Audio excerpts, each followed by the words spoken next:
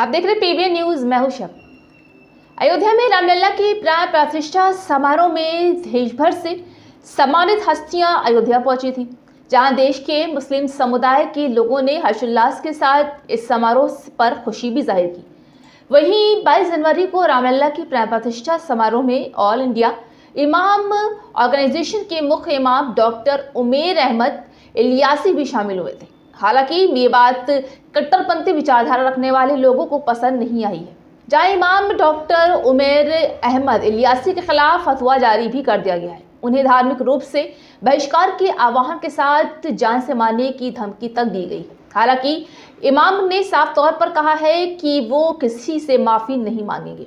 राम जन्मभूमि trust के द्वारा मुझे निमंत्रण मिला, ऐसे चीफ इमाम होने के नाते मुझे जाना के लिए।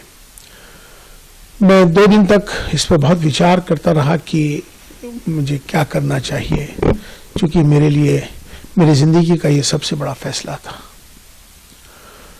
मैंने फिर फैसला ये लिया कि मुझे जाना है आपसी सौहार्द के लिए, अपने देश के लिए, राष्ट्रहित में। ये मैंने फैसला लेते हुए मैं अयोध्या चला गया। वहां जाके तमाम अयोध्या वासियों ने मेरा स्वागत किया, साधु संतों ने मोहब्बत का इजहार किया, इस्तकबाल किया। वहां से मैंने अपना एक पैगाम, जो कि पैगाम मोहब्बत, मैंने वहां से दिया। वो पैगाम मोहब्बत जो था, मैंने उसमें कहा कि हमारी सबकी जातियां जरूर अलग हो सकती हैं, हमारे पंथ जरूर अलग हो सकते हैं, हमारे इबादत करने की तरीके, पूजा पद्धति अलग हो सकती है, हमारे सबके धर्म जरूर अलग हो सकते हैं, लेकिन हमारा जो सबसे बड़ा धर्म है इंसान और इंसानियत का है। और हम भारत में रहते हैं, हम सब भारतीय हैं। आओ हम सब मिलकर भारत को मजबूत करें, भारतीयता को मजबूत करें, राष्ट्र सर्वोपरि है। ये पैगाम मोहब्बत जैसे ही दिया, देश के तमाम सारे चैनलों पर, तमाम सोशल मीडिया पर ये मेरा वायरल हो गया।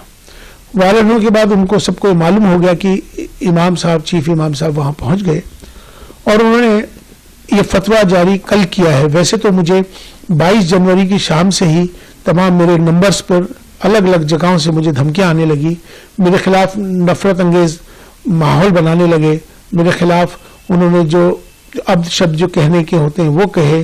तमाम मुझे अलग अलग जगहों को, मुझे, मेरे परिवार को तमाम बहुत सारा बुरा भला कहा जाने लगा।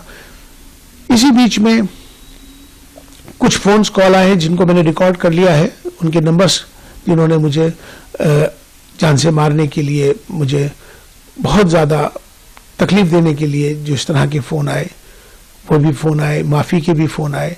तो लास्ट में कल रात को ही एक फतवा जारी हुआ है, जिनका नाम है मुफ्ती साबिर हुसैनी कासमी, जो शख्स एक इंस्टीट्यूट चलाते हैं मुफ्तियों का, जिनका मुफ्ती क्लासेस के नाम से उनका चलता है। मैं उनको जानता नहीं हूँ, मेरी उनसे कोई जानकारी नहीं है, लेकिन ये सोशल मीडिया के माध्यम से, वो तमाम देश भर के इमामों के माध्यम से मेरे पास अलग अलग जगहों से फतवा आना शुरू हो गया था। क्योंकि उन्होंने ये, इसमें मेरा एक नंबर है, मेरा मोबाइल का नंबर उन्होंने इसमें ये मेंशन कर दिया है अपने फतवे के अंदर, जिसमें उन्होंने साफ तौर पे मेरा नंबर जाहिर करके तमाम पूरे देश के लोगों को मेरा नंबर दे दिया, इमामों को दे दिया, ये फतवा जारी कर दिया।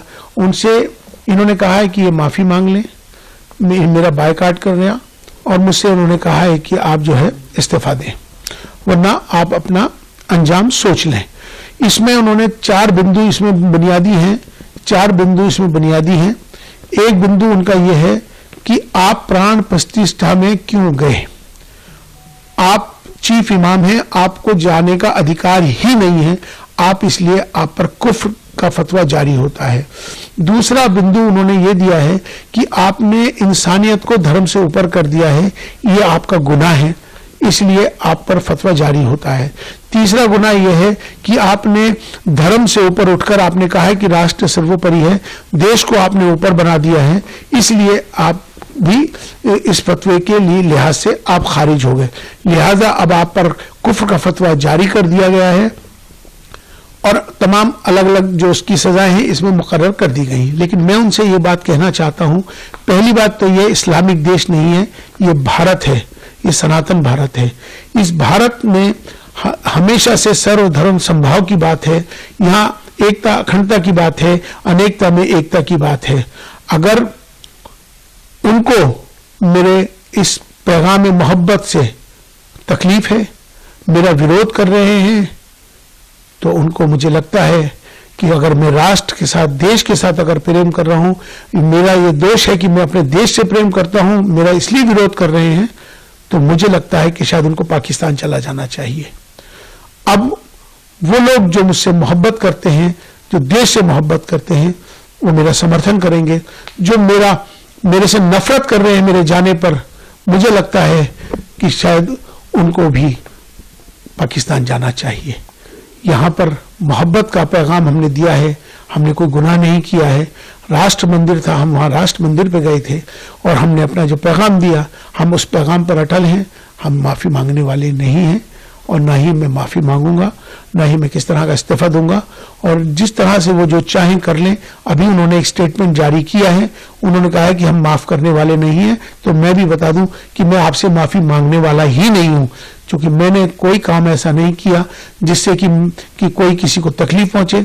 मेरा मकसद है, अपना देश है, देश हमें देता है सब कुछ, हम भी तो कुछ देना सीखे। ये भाव सबके अंदर आना चाहिए। राष्ट्र सर्वोपरि है।